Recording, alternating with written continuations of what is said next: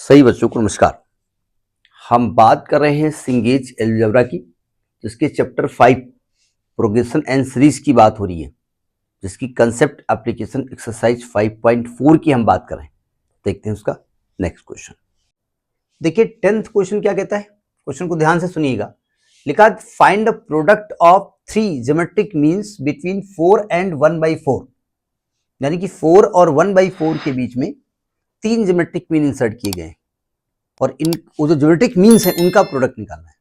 इसके दो तरीके हैं, एक तो मेथड हमको फॉर्मूला मालूम है, हम डाटा अप्लाई कर देंगे, और एक मेथड उसका हम अप्लाई करेंगे। ठीक है, अब देखो एक तो शॉर्ट मेथड हो गया। हम जानते हैं अगर ए और बी दो नंबर्स हैं और उसके बीच में ए और बी दो नंबर के बीच में आपने एन ज्योमेट्रिक मीन्स इंसर्ट किए हैं। ज्योमेट्रिक मीन का मतलब होता है ऐसे नंबर जिनको इंसर्ट करने पर ये जो सीरीज है वो जीपी में हो जाए, प्रोग्रेशन जीपी में हो जाए, सीरीज नहीं कहेंगे, सीरीज में प्लस माइनस साइन लगता है बीच में। तो हम जानते हैं इन ज्योमेट्रिक मीन का जो प्रोडक्ट होता है एन ज्योमेट्रिक मीन का, वो होता है ए इंटू बी का अंडर रूट की पावर एन, ये हम नहीं जानते। ठीक, तो यहां पर अगर ध्यान से देखें तो यहां पर ए की वैल्यू क्या है, 4 है, बी की वैल्यू क्या है, 1/4 है, और कितने ज्योमेट्रिक मीन इंसर्ट किए गए हैं, 3। तो इनका जो प्रोडक्ट होगा ना G1 into G2 into G3, वो हो जाएगा 4 इंटू 1/4 का अंडर रूट की पावर 3। तो ये 1 आएगा, 1 की पावर करेंगे तो 1 ही आएगा, तो 1 आंसर आ जाएगा। ये तो इसका शॉर्ट तरीका हो गया, यही तरीका है, लगा सकते हैं आप। आपने कहा नहीं हम तो मेथड चाहते हैं, देखो मेथड देख लो। मेथड ये है, जो मेथड क्वेश्चन लगाने का है, मेथड ये है कि भाई दो नंबर है, एक है 4 और एक है 1/4।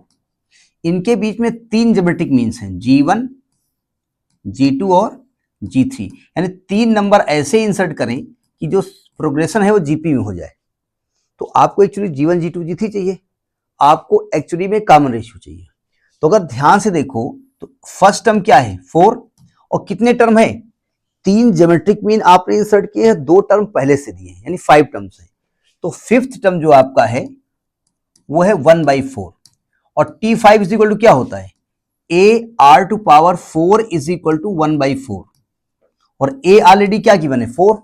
तो 4 into R⁴ is equal to 1/4, तो R⁴ इज इक्वल टू 1/16। देखो 1/16 को 1/2 की पावर 4 लिख सकते हैं, 2 दूनी 4 दूनी 8 दूनी 16। तो अगर मैं देखूं पावर सेम है तो R की वैल्यू 1/2 आ गई, R की वैल्यू क्या आ गई, 1/2 आ गई ना, यानी A मालूम है, R मालूम है। अब देखो ध्यान से, अब मैं G1 निकालने जा रहा हूं। G1 जो है वो एक्चुअली इस प्रोग्रेशन का सेकेंड टर्म है, यानी AR, यानी 4 इंटू 1/2 यानी कि 2 आएगा। जब मैं G2 निकालूंगा तो इसको फिर 2 से डिवाइड कर दूंगा तो 1 आ जाएगा। जब मैं G3 निकालूंगा इसको 2 से डिवाइड कर दूंगा, 1/2 आएगा। भाई आपका कॉमन रेशियो 1/2 है ना, 1/2 बोले तो डिवाइडेड बाई 2, तो हर नंबर को 2 से डिवाइड करते जाओ तो आपको सीक्वेंस मिलती जाएगी, है ना।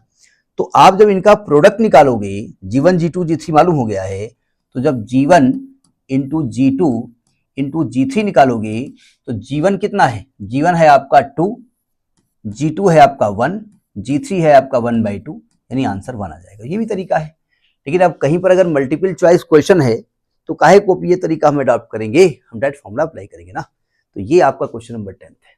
Next in the next video, नमस्कार।